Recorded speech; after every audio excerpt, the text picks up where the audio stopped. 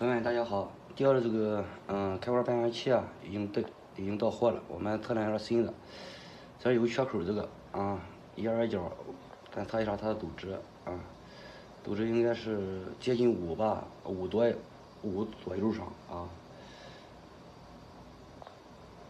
，4.5啊，4.5。在那个旧的量的时候是已经没有赌值了哈，已经短路了啊。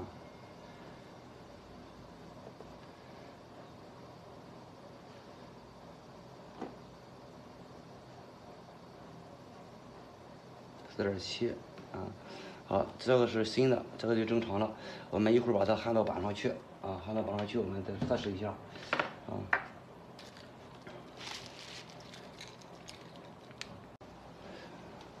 好，已经焊接完了，然后我们通电试一下啊，接上了这个检测仪啊，先通电看一下啊。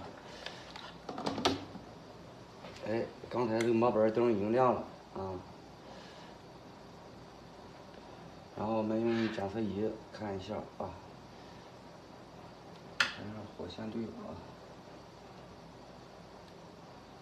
这个零火接反了，现在是啊，测一下，然后因为两插插头嘛，所以我们再换过来啊，换过来看一下啊。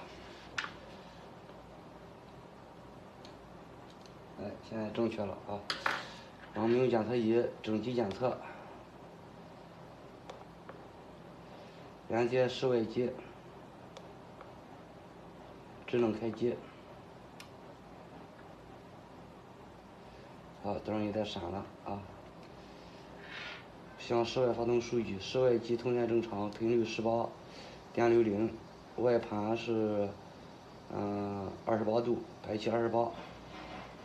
现在这个咱这个我用灯泡代替的压缩机，灯泡已经亮了，也就是说压缩机在启动了已经。好，未检测到故障啊。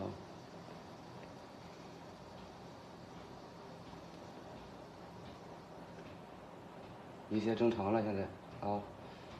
好了，朋友们，这个板到现在为止就修好了啊！谢谢朋友们观看，我们下期再见，拜拜。